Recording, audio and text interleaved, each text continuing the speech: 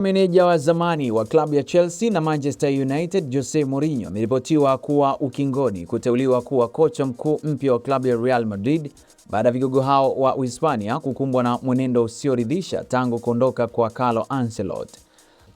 Real Madrid ambayo imeshindwa kutoa ubingwa wa La Liga kwa misimu miwili mfululizo ilimteua Xabi Alonso kuchukua mikoba ya Carlo Ancelotti mnamo Juni mwaka 2025 kabla ya kumtimua miezi 7 baadaye, huku nafasi yake ikichukuliwa na Alvaro Arbeloa ambaye pia ameshindwa kufikia matarajio ya mabosi wa klabu hiyo.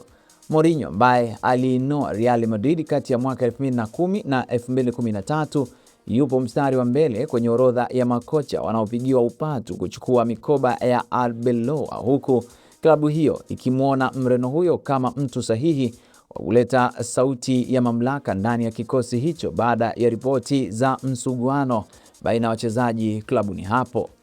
Hata hivyo, hakuna mawasiliano ya moja kwa moja kati ya Real Madrid na kocha huyo wa sasa wa Benfica, lakini ripoti zinaeleza kwamba mazungumzo ya awali yameanza kati ya wakala wa Mourinho Jorge Mendes na uongozi wa mabingwa hao mara 15 wa ligi ya mabingwa Ulaya. Winga wa klabu ya FC Bayern Munich Michael Olise ameweza kuibuka mshindi wa tunzo ya mchezaji bora wa Ufaransa anayecheza nje ya nchi kwa mwaka 2026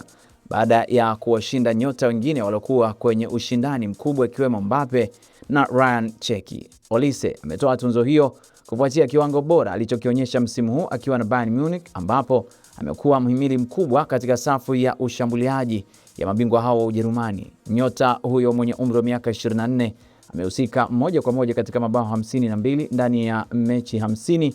alizochezea timu hiyo katika mashindano mbalimbali msimu huu. Katika takwimu zake, Olise amefunga mabao 20 huku akitoa pasi 30 za mabao, jambo lilomweka miongoni mwa wachezaji waliokuwa na mchango mkubwa zaidi barani Ulaya kwa msimu wa mwaka 2025 mwaka 2026. Uwezo wake wa kutengeneza nafasi, pasi pamoja na ubunifu wake uwanjani umeendelea kuwavutia mashabiki na wachambuzi wengi wa soka duniani. Tunzo hiyo inaongeza mafanikio kwa Olise ambayo ameendelea kuonyesha maendeleo makubwa tangu alipojiunga na Bayern Munich, huku kiwango chake kikitajwa kuwa sehemu muhimu ya mafanikio ya timu hiyo katika mashindano ya ndani na kimataifa msimu huu.